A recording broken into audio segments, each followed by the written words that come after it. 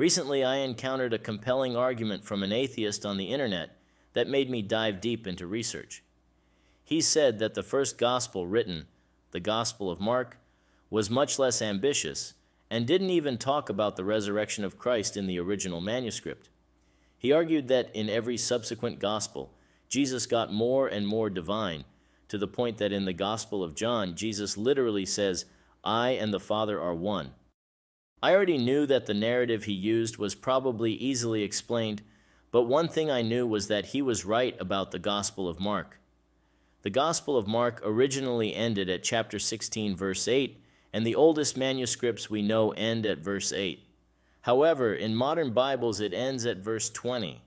I'll explain why the Gospel of Mark ends at verse 20 in a moment, but first it's important to address the misconception in his argument. Claiming that the Gospel of Mark does not mention the resurrection of Jesus is incorrect.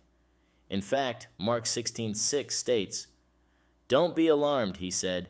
"You are looking for Jesus the Nazarene who was crucified. He has risen. He is not here. See the place where they laid him." Also, the book of Mark covers many of Jesus' miracles found in other Gospels, showcasing his divine authority and compassion. Mark describes Jesus healing a man with an unclean spirit, Simon Peter's mother-in-law from a fever, and many others.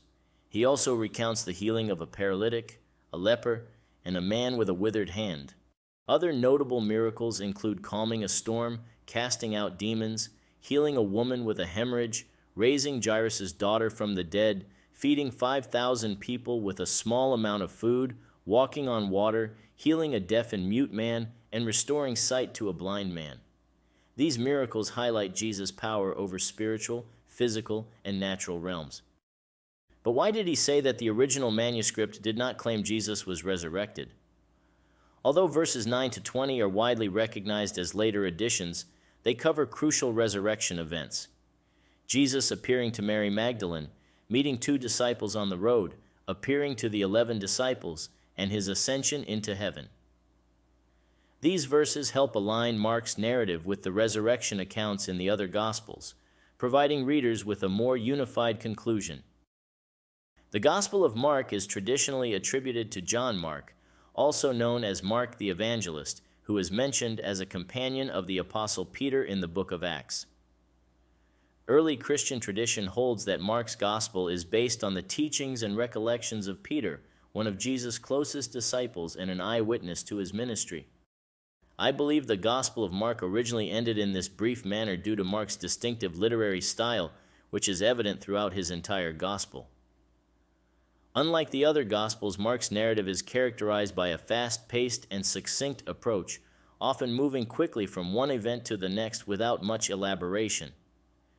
This style is apparent from the very beginning, as Mark opens his Gospel abruptly, with no detailed introduction to Jesus' background or early life, diving straight into his public ministry. Similarly, the ending of Mark's Gospel is as concise as its beginning, closing the narrative with the same sense of immediacy.